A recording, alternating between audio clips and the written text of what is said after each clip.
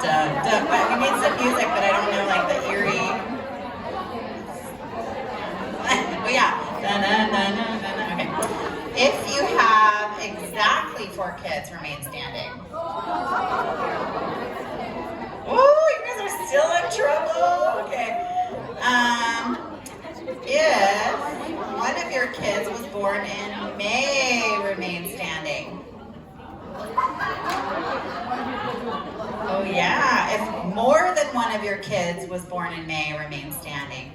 Oh, loser, I mean winner, chicken dinner. You're so brave, Katie, thank you. Thank you. Brave, nervous, whatever. Thank you. So Jen asked me to introduce the next speaker, and I couldn't say no because I'm excited about this one. He is an ordained pastor. He has his BS in Social Studies Secondary Education. He has his master's in Global Leadership. He was a youth pastor for 8 years, and now he's the 11th grade Bible teacher at Northwest Christian. He has 4 kids and a super hot wife. Thank you. Oh, and he's my husband if you think.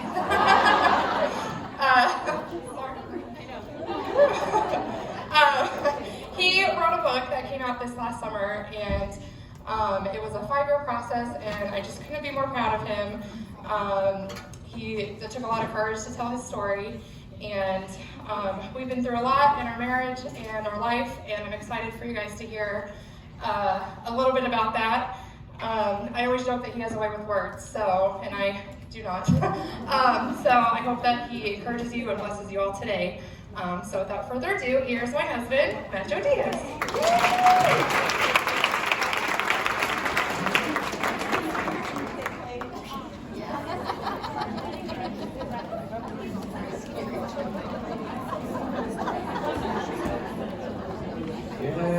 Good morning. How's everyone? Good. Good? Hey, you get a little break from your kids, so. Hey, I don't fault you at all. As I tell my wife a lot of times, you deserve a break from our wild and crazy household, even if it's just to lock yourself in the bedroom for however long, then come back down when you're ready. So, don't ever feel bad for needing a break from your own children. It doesn't make you a bad mom. It makes you want to be an adult and not have to interact with someone who doesn't have the mental capacity of a 3-year-old. Yeah, it just comes with the territory. And it's first season, and I know that you know that. But I want to take a moment and be able to focus on you in your life. But before I dive into it, I have to leave at a certain time to get back to my day job, which is teaching. And I happen to have kind of two preps back to back today. And so I was like, oh, this works out perfectly. You guys are meeting at the exact time that I don't have a class, but I have a teacher backup for my next class that I could potentially be late to. So I have a little bit of leeway, but I wanted to do my selling point at the beginning rather than at the end. Because my goal is once I'm done speaking that you can go directly into your groups and talk to each other. I'm going to leave you in a place where you can discuss and share. And so I don't want to break that flow of what I say to what you guys need to share with each other. So my selling point is this. I wrote a book. It is called The Last Day of Regret, and you're selling it in the back for $10. You can also find it on Amazon for $50. So a little deal. I made 12 cents off of this today, so that's my gift to you is you're giving me 12 cents. But this, as Katie said, this is a labor of love on 3 different levels. It's a story of me and my relationship with my sister Hannah, who passed away in 2013. Tomorrow is her 6-year anniversary. So we're praying for particularly my parents, and my mom is the second relationship that is within the story about how she played a role in my life. And as a mother, juggling the relationship between siblings. So there's that dynamic of me and my sister and the struggle of our relationship and how she both helped and hindered at different times. And then the story of me and my wife and my love story, as another teacher put it, that wow, you can really tell that how you feel about your wife when you read it. So I was told and warned, don't read this in Starbucks. You're gonna cry. That you're like, oh, I got this nipple. So with that in mind, yeah, just I hope that this blesses you. That if you've lost someone in any way, shape, or form, I hope this validates your feelings and your emotions. I hope it puts words to the things that you've been feeling and thinking. And if you haven't, hopefully it'll help you understand someone who has lost someone. And it doesn't have to just be a loss of death. It could be loss of expectation. It could be loss of so many things that we experience in our life. And that's kind of where I'm going with today, is this idea of suffering on the grand scheme of things. And it just so happens that the book is my own suffering that I both caused myself and that God allowed to happen to me. And it was, if anything, therapeutic writing it. And I had to decide, okay, is this for me or is this for something else? And so I had an English teacher who used to be an editor a year or so ago. Read it. I gave her the first couple of chapters and said, is this for me, or should I keep writing? Like, what do you think of my writing style? What do you think of my story? And she read it and was like, man, Joe, this is amazing. Like, you should write all of it and tell me the whole story. And the advice that she gave me was, don't self-edit, just write it. And so I spent 2 months writing out this whole story. I had this beginning and this end. And then I gave her my manuscript. And I was like, all right, here you go. And she said, okay, don't look at it for a month. I'm like, what? She's like, you have to process, you need to have some distance. I literally, I'm like, okay, I have to wait a minute. And then I'm like, okay, it's been a month. She's like, okay, now reread it. Oh, and now start editing. Oh, so editing really was the other half of writing a book. So if you ever write a book, you write it and then you have to read your own writing.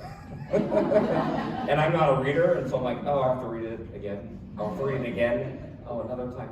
Okay. And then the last time, I'm still finding errors, and I'm like, okay, I just gotta take a mental break from it. So that's the story of the book, and I'm just gonna touch on it. I more would rather like to engage you as a speaker, pastor, Bible teacher, and that if you want more, then you can buy the book. Outside of the book, I have a website. If you would bless me so much, pull out your phones right now and go to thelastdavidrudd.com in your web browser, and you're going to magically give me like 90 hits to my website, so thank you. And then on top of that, after my website, I had this great idea that I discovered Pinterest is a thing. Did you ladies know Pinterest is a thing? Yeah. Like, as a guy, I'm like, I don't understand it. And then I wrote a book, and I'm like, oh my goodness, like, there's this way that I can like make cool little like quotes, and people just like them and like post them. So I made a board for you ladies. So if you want to go to my Pinterest account, it has all my notes for today. And I spent time formulating my Raise Bible study Pinterest board. You can go and repin all of those things, and that'll be fun too. But anyway, I really did have you guys as women in mind of what it would look like for me as a guy to try and speak your language to the best of my ability in a way that you can hear me, right? So I know that men and women speak differently. I usually speak to teenagers, and they speak differently and hear me differently, oddly enough. I'm like, no, that's not what I said. I said this. Don't hear what you want to hear. It's also the husband-wife goes, oh, that's not what I heard. So I'm going to try and speak in a way that you can hear me and understand me. And so Pinterest is just the one way that I'm going to try and do that.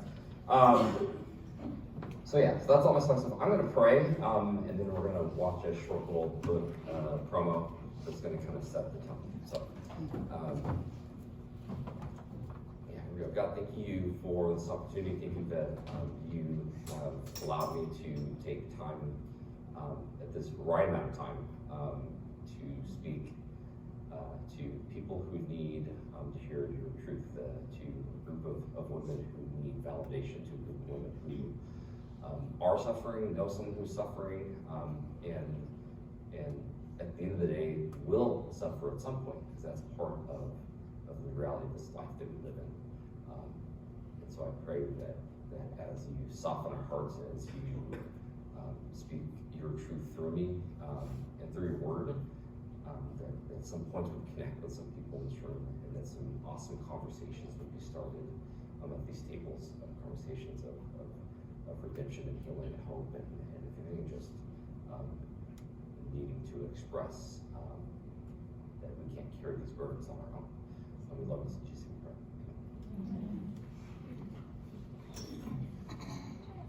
name. Roll that clip.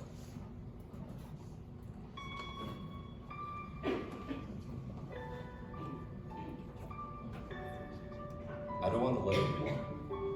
My sister admitted to my parents when she was 14 years old. This cry for help increased with time, and I would not fully grasp her inner demons until years after she died. Was it suicide? Was it an accident? Was it pre-planned or in the moment?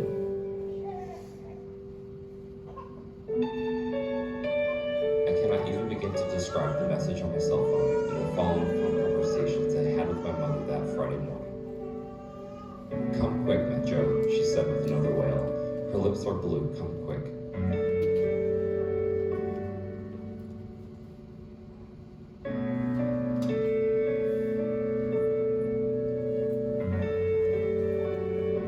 I never longed for heaven until someone I loved was there.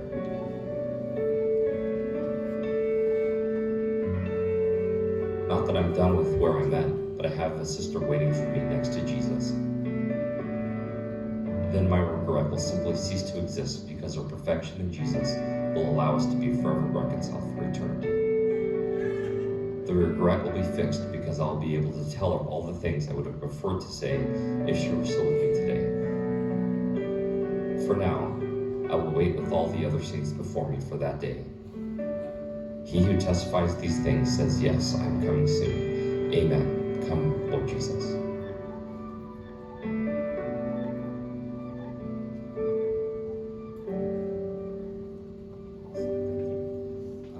I will never forget the phone call that I had receiving that message with my mother.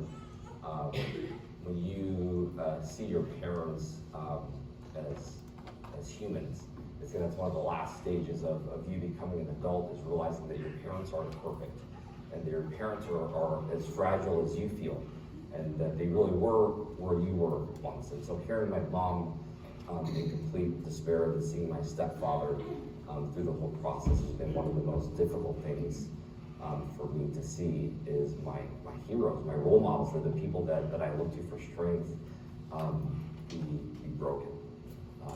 But then at the same time, seeing God carry them, and God used me in those moments of their deepest pain, and then even dealing with my own pain of losing a sibling.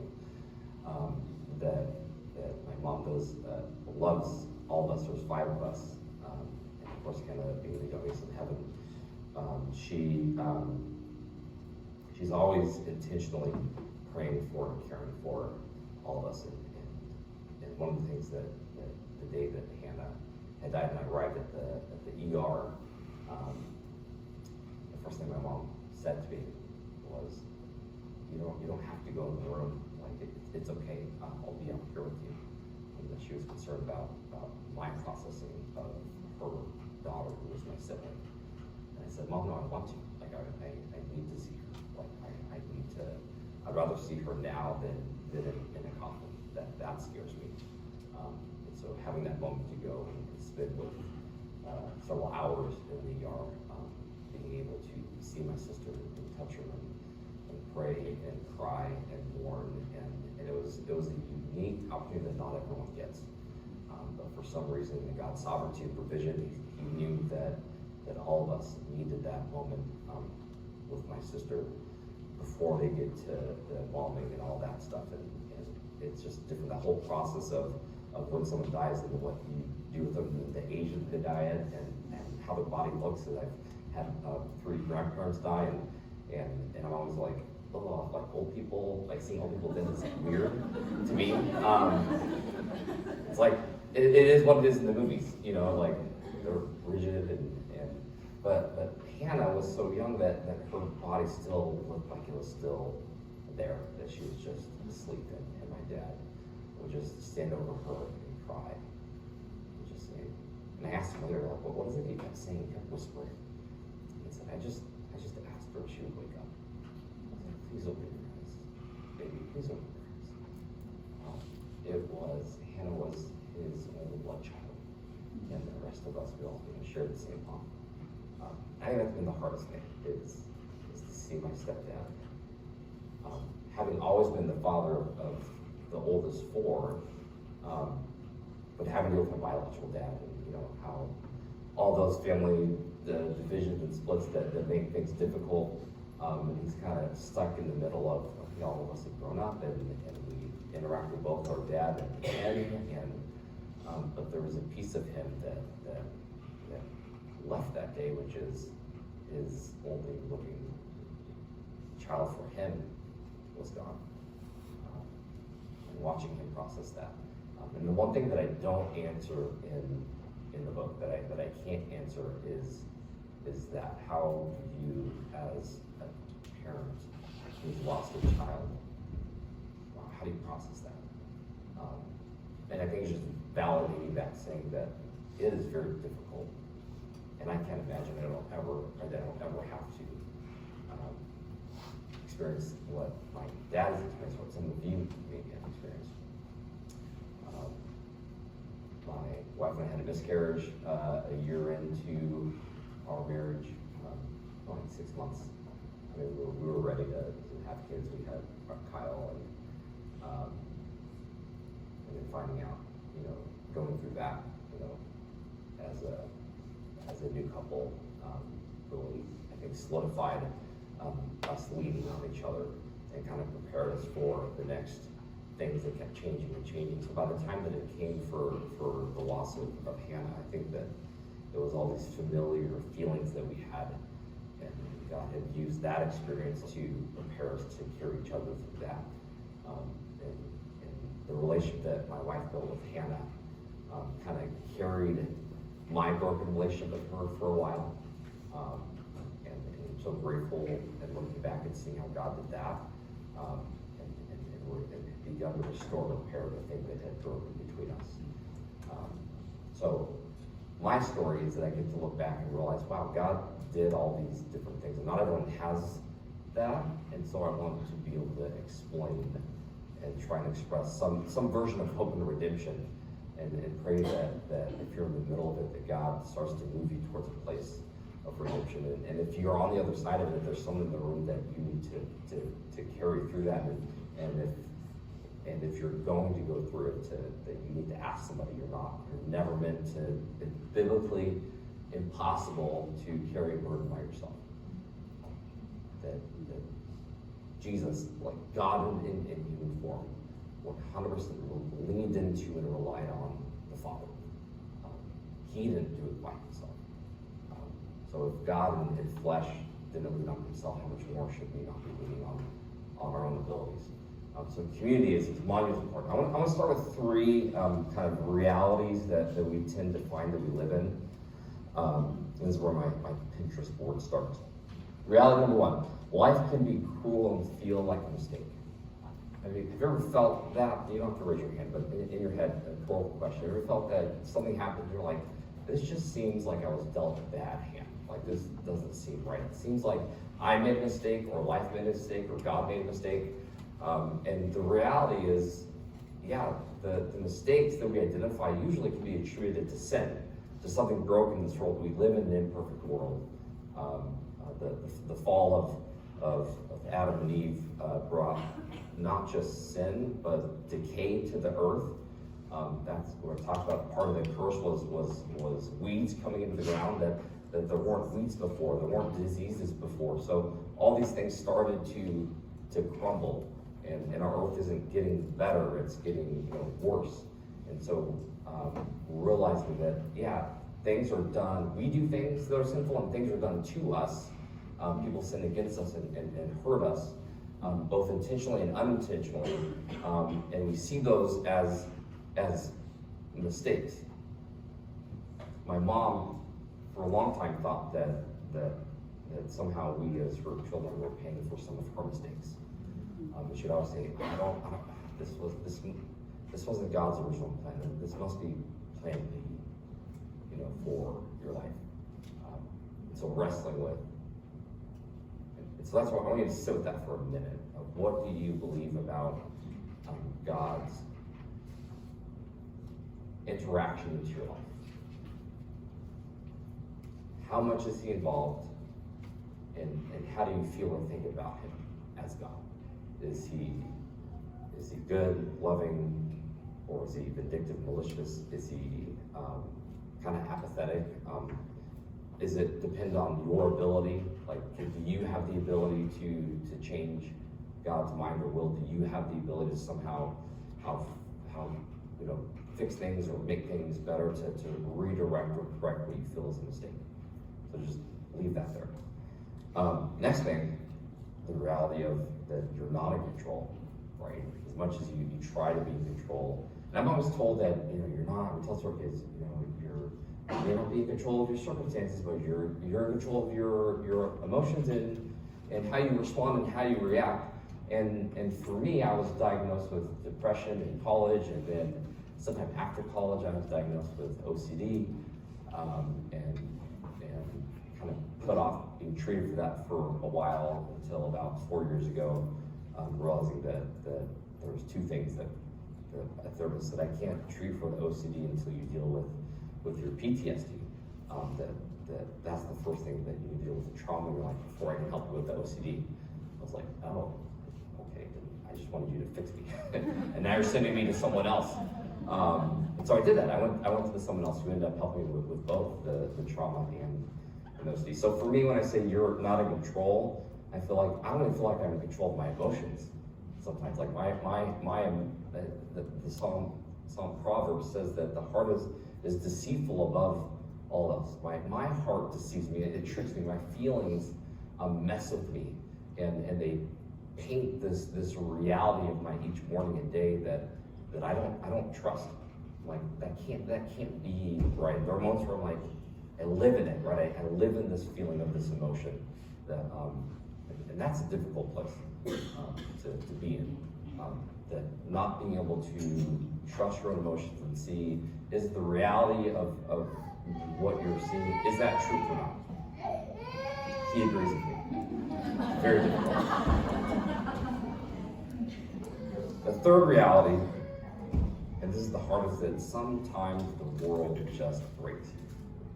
You see people in your life, and I think we put on this kind of this Christian protection of, no, I have to be positive. God's gonna work it all out for good, and we don't want to admit defeat almost. We don't want to admit that this was too much. And so for me, that's why the PTSD. I had been covering up these things that had been happening to me as I just need to look to God and I'm gonna be okay, and then realize later that no, I was processing that wrong. If you don't stop and realize, wow, the world does break you. You have to admit that the thing that happened to you crushed you, crushed your spirit. It absolutely broke who you are, your identity, your perception of you, your perception of God.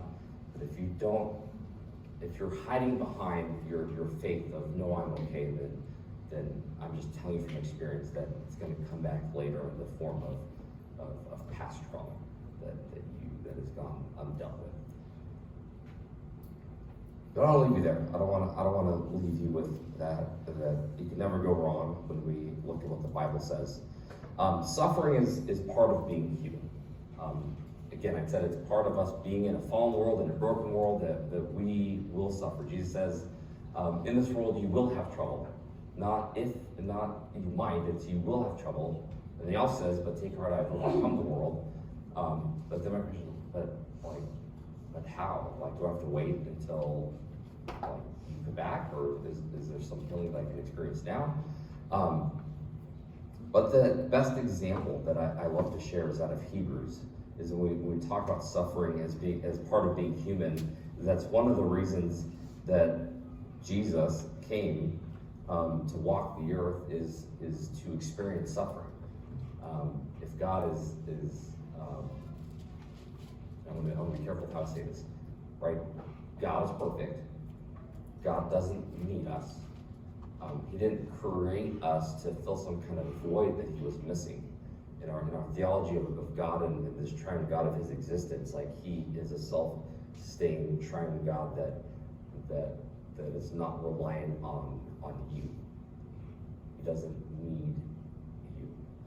He wants you, he loves you, but it's not something that he's lacking. God lacks nothing. But there is one kind of an enigma when it comes to Jesus, is that when he came in human form, the thing that he hadn't experienced, he knows, and having knowledge of and experiencing are kind of two different things. God knows everything, he knows your suffering, but when he came in the form of Jesus, he experienced suffering. He experienced suffering, and the author of Hebrews says in chapter 2:16, for surely it is not that he helps. Surely it is not angels that he helps, but he helps the offspring of Abraham. And he already built the argument that we are all both Jews and Gentiles, offspring of Abraham. Therefore, he had to be made like his brothers, is about Jesus, in every respect, so that he might become a merciful and faithful high priest in the service of God to make propitiation for the sins of the people. It's a lot of big words there. For him to be our sacrifice, to be the propitiation is to be a sacrifice that is to absorb God's wrath on our behalf. For because he himself has suffered when tempted, he is able to help those who are being tempted. So the thing that Jesus does understand is your brokenness, is the death that you experience, is as theologians would attribute this verse and other verses to say that anything that a person could be tempted by, Jesus experienced that temptation, and those temptations lead to our suffering. So understanding that being human is to suffer, Jesus came, but he suffered too. And when we get to his death, that it's not just his death on the cross, it was the moment that he was betrayed. That whole process of him being, of these false accusations, of being spat on, being beaten with 39 lashes of this whip that was designed for torture, right? To the point where he couldn't even carry the cross himself. He had to have someone help him. And the thing that finally took his life is that he stopped breathing. He could no longer have the strength to lift himself up on the cross. That he suffered emotionally, he suffered physically, he suffered spiritually. The night before he's betrayed, he's in the Garden of Gethsemane, and he's praying, and it says he's sweating blood, and he says, God, if it's your will, can this cup pass from me? But I'm going to submit to your will. And theologians call that cup the cup of God's wrath. That God's wrath towards all unrighteousness, to all, if you think of just the evil in general in the world, and we all want justice and seek justice, and then we turn that inward and realize that, oh, I need justice. And Jesus took that himself. So he suffered to the uttermost for us. One of the most underrated books I found that I love and I love teaching is 2 Corinthians. I feel like the seconds in the Bible always are like, not as cool as the first. Like, First Corinthians, they label it second because it's not. It's second place, 2 Thessalonians, 2 Timothy, 2nd and 3rd John. Who reads those? Little like, itty bitty. But 2 Corinthians, I don't know, little fun Bible fact. If you ever thought about or asked why is the Bible in the order that it's in the New Testament? They did it to mirror the Old Testament in terms of what's most important. So they put the Gospels first. That's the foundation. And then they put Acts, so that's the history of the church. And then they decided to put all of Paul's letters because there's the most. And they were deciding, okay, well, how should we organize Paul's letters? And they just decided, let's go longest to shortest. That makes sense. And if you go look at it, it's longest to short. Romans is the longest, and his last book, which is Titus, is the shortest. And then it goes into the non-Pauline writings. So the first and the seconds are because he wrote a second letter to that church. And so outside of the first and the seconds, they go in order of longest to shortest, not in chronological order. So 2 Corinthians, in 1 Corinthians, the church in Corinth is having a whole lot of issues. And there's a lot of stuff that happens in between them. And by the time he gets to writing 2 Corinthians, he has seen them experience suffering as they start to take a stand for Jesus, as they start to turn away from their idols and their legalism, and he's starting to see fruit, right? It starts to kind of correlate, like suffering is how you grow. That it's essential to you as a person, that if you're not suffering, it's almost like you're not doing something right, or you're ignoring something, or you're potentially like not really, in it in terms of God, I'm going to do it your way, right? Because if this is flight or flight, then anytime something painful happens and we run away and we avoid suffering, then we're not engaging with what it is that God has put before us. So the church has finally started doing this work of suffering. And so this is my first point that I want to share with you. It comes out of the first chapter. It's that we suffer to share with others. So I said it, and now I want to show you where in the Bible it says it. 2 Corinthians chapter verse 3. Blessed be the God and Father of our Lord Jesus Christ, the Father of mercies and God of all comfort, who comforts us in all our affliction, so that we may be able to comfort those who are in any affliction, with the comfort with which we ourselves are comforted by God. For as we share abundantly in Christ's sufferings, so through Christ we share abundantly in comfort too. If we are afflicted, it is for your comfort and salvation. And if we are comforted, it is for your comfort, which you experience when you patiently endure the same sufferings that we suffer. So Paul's with a group of people, and they're traveling on their way to the Corinthians to collect an offering, and he sends this letter ahead of him to say, I get it. I hear of your suffering, and you know that we're suffering too. And within that, we're going to carry each other's burden. Within that, there's this purpose that you're not suffering alone, that we're suffering so that we can help someone else. So this is where, if you're in the position where you've gone through something, you have the blessing and the ability to share that with someone else who's gone through that exact same thing, right? We share in each other's suffering. I would say that my book is my attempt at sharing my suffering with other people, being completely transparent about my feelings, and to the point where one of my older sisters read the first couple of chapters and said, I don't like it. I was like, well, why? She said, because it makes you look like a jerk. And I'm like, well, I was a jerk. That was the point.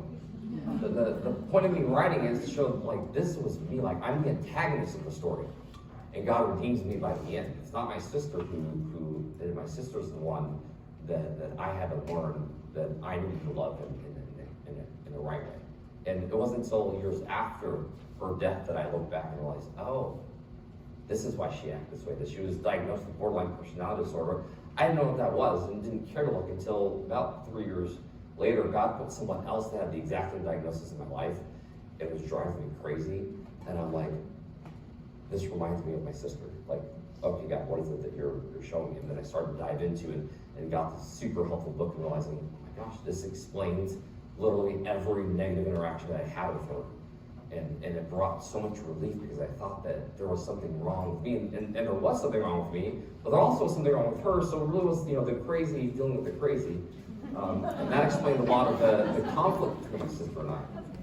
And to realize that my sister's in heaven, and she doesn't have to deal with that anymore. And I got a chance to meet her therapist. That she went there, and her therapist said, I would love to meet, any of you that if you did. So I finally went and met with her, and she said, Hannah loved you, Joe. Like she to the point where she wanted to stand up for you. She would fight the battles, for you in arguments with your other siblings. And so that was something I didn't know how to do that way. And again, not everyone gets the opportunity to talk to their dead loved one's therapist. And for some reason that allowed me to have that moment of reconciliation there. So we suffer so that we can share with others suffering. My next point that's found in chapter 4 is that when we suffer, we get to share Jesus. This is one of the ones that you wouldn't want to say to someone in the middle of a painful moment of saying, hey, don't worry, just shine the light of Jesus. Like, that doesn't really help. This is one of those things like after the fact you look back like, okay, I need to learn from that so that the next time when I go through something that's part of that maturity, that, you know, as a child, you thought like a child, and as you mature, you're gonna not think like a child and realize, oh, the next time I go through something, how can I glorify God in that? Some of you do that naturally. I think some of you naturally have this ability that whatever is happening, you just are emitting this light of Christ within your suffering. People are naturally attracted to that. Wait, you're going through something bad, and yet you're loving Jesus. You're not mad. You're like, what? There's something about that. And to clarify, like, yeah, I am mad, but I can be mad at God and still follow and be obedient and love God at the same time. All those emotions, God can handle all of that. He can, and sometimes we think it's either or. Either I'm mad at God or I love God, but I can't be mad and love God. But don't you get angry with your children, but then love them at the same time, right? You get irritated with them, but we're here, we need a break for them. So God's like, you can be angry and obedient. This is the hard thing to teach to teenagers, because they live in this black and white. They haven't quite gotten this gray area of, oh, I can be mad and angry and yet still be obedient at the same time. Paul says in chapter 4, he says, for we who live are always being given over to death for Jesus' sake, so that the life of Jesus also may be manifested in our mortal flesh. So death is at work in us, but life in you. And at this point, Paul goes into talking about all the beatings that he's faced, how many times he's been in prison, that he's been shipwrecked, he's been beaten within an inch of his life. He's gone through all these things, and he's saying that all of that is so that Jesus could be manifested in my life and in your life. So we go through these sufferings as a way to minister to other people that Jesus is doing something within you.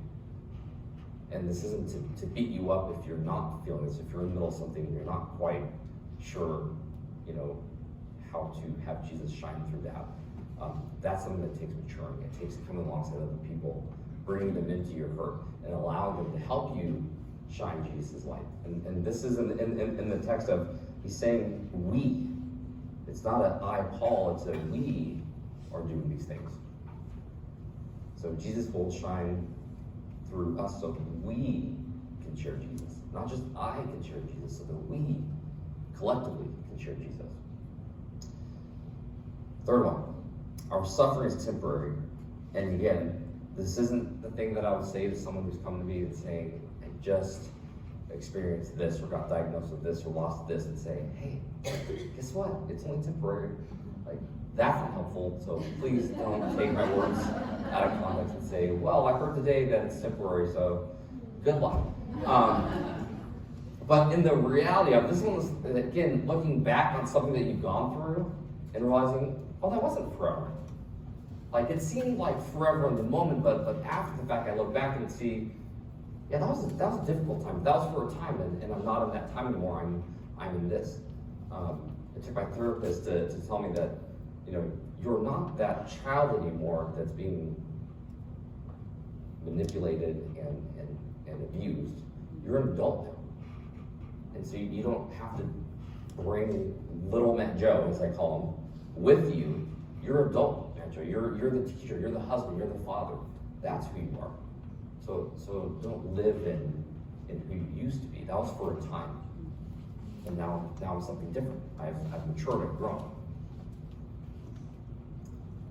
He says, and this is something to read for your own understanding, so that you know what the truth and the reality of in all of eternity, that our time on this earth is just a little blip on this infinite line. And the rest of it is that we get to be with God in a place where we'll spend more time not suffering and being freed from sin and death. He says, in the same chapter 4, he says, so we do not lose heart, though our outer self is wasting away. And he's talking like literally our bodies are getting older, we get more fragile, things hurt more, it's harder to get up in the morning, our knees ache, our back aches. And most scholars think that Paul, by the end of his life, was going blind, losing his sight. And so he understood and felt what it was to be fragile. It says, outward we're wasting away, but our inner self is being renewed day by day. For this light and momentary affliction is preparing for us an eternal weight of glory beyond all comparison, as we look not to the things that are seen, but to the things that are unseen. For the things that are seen are transient, but the things that are unseen are eternal. So what's the most important thing about you is what's inside of you, is your heart. That's what Jesus did. That's what our whole life has always been about, is what's on the inside of you. That's what's going to carry on over. That's the most important thing about you, is what's on the inside. And on a side note, with my students who struggle with how they look and feel about themselves, that more and more teenagers are only going to continue to struggle with self-image, is that we talk about the resurrection, and that when Jesus comes back, do you know they're going to have a physically resurrected, perfected body? Because that's what Jesus had, and that's what the New Testament says. So if you don't like the way that you look now, I promise you, when Jesus comes back, you're going to love the way you look. You're going to be so happy, like, oh, dang, I do look good. Thanks, God. Like, I spent my whole life like this self-deprecating voice of, I'm not happy. There's coming again a time where he's going to renew that and fix that, and you're going to love it. And my sister, I think of her, she struggled with weight. She was heavily overweight, and I'm so excited to see her in her resurrected body, realizing, oh my gosh, like, I'm finally content. I'm finally happy. I don't have to cut myself. I don't have to be myself. I don't have to drink. I don't have to do any of these things to try and make myself feel better, because I'm finally whole. I've been given this perfected body, and I'm with God. I can see God. I can walk with Him. I can reach out and grasp Him and touch Him. There is so much more that is to come, and as small as it might sound, but the truth that I do want to plant is compare that it's for a time, that your suffering won't be forever. The last point, and my hardest point, that I want to leave you with, and I think Paul saved this for the end on purpose, in chapter 12. The suffering requires trust is my nice way of putting it. But when we go and we read at the very end, again, he's talked in several different places in Greek, and just before in chapter 11, he talks about again how he in chapter 11 his suffering from being an apostle, the beatings that he faced. And you guys have heard the story before. It's where he asks God that he has this thorn in his flesh, and he asks God, would you remove it? Would you take it? So in chapter 12, verse 7, it says, so to keep me from becoming conceited because of the surpassing greatness of the revelations, a thorn was given me in the flesh, a messenger of Satan to harass me, to keep me from becoming conceited. 3 times I pleaded with the Lord about this, that it should leave me. And there's all sorts of debates on what that is. Was it a physical ailment? Was it a person that was causing him it? Because he was just talking about these people who were maligning him. But then other people think that it was a physical one because he was blind on the road to Damascus. He was sick in the letter in Galatians, which was one of his first letters. And so was it a physical ailment that he's asking God? And either way, it doesn't matter. He leaves it vague on purpose so that you can identify a lot of things with it. Because if he said, this is specifically what it is, then we take this verse and say, well, it's only if I'm experiencing that. But he leaves it open. He doesn't tell us what it is. It says, but he said to me, my grace is sufficient for you, my power is made perfect in weakness. Therefore, I will boast all the more gladly of my weaknesses, that the power of Christ may rest upon me. And I always have read that. So the Christian way of reading this is God's going to work in your weakness. That's the Christian way. Now, the way that I've started to read it, and this is where I started when the world breaks you, is that Paul asked Jesus, would you fix this? And his answer was no. Paul said, God, would you fix this pain and this suffering? And God said, no. Do you trust me, Paul? I'm not going to fix it. And that's the hardest last lesson to learn, is that some of you are going to experience something that won't go away. Or it has been there, or it will continue to be there. That's when you get in that moment of, God, I am broken. There's no recovering from this thing that I'm experiencing. There's no fix for it. God, would you heal me? Would you fix my family? Would you do it? And his answer is either no or not now. No or not now. So what he's wanting to know is, do you trust that he's a good God? If you believe him to be vindictive and malicious and selfish, that he's just going to do what he wants to do, yeah, that's going to paint your picture of your reality. But if you were to stop for a moment and just assume, say, regardless of how I feel, I'm going to assume that God's word is true and that he is a good God. So that when he allows this pain, when he says no to my request, or when he says not now, that I'm okay with it. I am at peace with God's response of no, because I don't know why. I don't know what it is that he's possibly sparing me from. That if you were to change that, like, it's this domino effect of, well, I want God to change this, and God's like, but you don't see the whole. If I start right here, then all of these things are going to happen. So would you just trust me with this path? Going back to this idea of what do you trust about God's involvement in your life? So I will say that no, it's all free will. He allows you to make all of your choices, and you experience all of the natural consequences of those. And some people on the other end say, no, God decides everything. And so we have these two theological extremes of either everything's in your control or everything is in God's control. And both of them seem like an impossibility to try and balance out in our human understanding. So what I've started to teach and say is that from my own human understanding, my perception of what I can see and view about an infinite God, is that I make a choice and God can account for that choice, for better or for worse. If I make the wrong choice, God can account for that. There's nothing that surprises God. If I make the right choice, I can't give myself credit and say, hey, look at me, like, look what I did. God's like, no, like, that's what you're supposed to do. Like, you don't, and so I don't want to step on mom's toes. But there are some things that we just expect our kids to do, right? Like, I shouldn't say thank you for that, because they just do that as part of being our family. And so when you make the right choice with God, God's like, good, you did the right thing. Like, that's what you're supposed to do. And when you do the wrong thing, God can always account for those wrong things. Always, always, always, always. And it may not come out to what you expected. So my response to my mom when she says, I feel like that you're having to deal with my mistakes.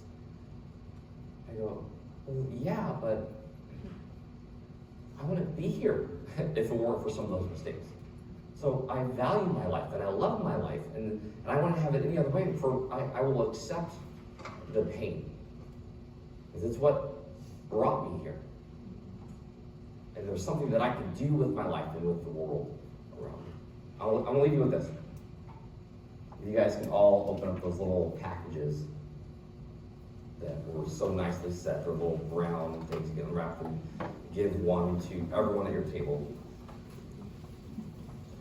This was a vision that God gave me in the summer for you specifically, as I was praying for the ladies at Raise, as I was praying for the opportunity to speak to you and share with you, and dealing with brokenness. And on Pinterest, if you go back and look, I had something there that I saved for 10 o'clock. Is what I said. I wanted to post at 10. Pen at 10. As I always say.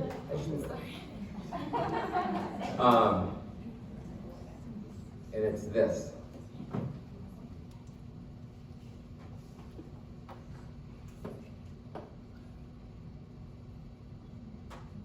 Just because it breaks doesn't mean it's broken.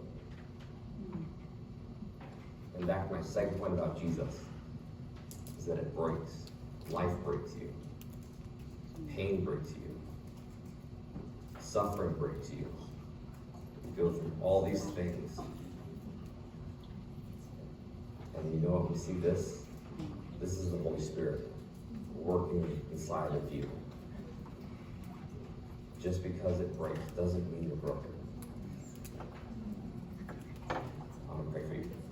God, in some small way, pray that something is left with you.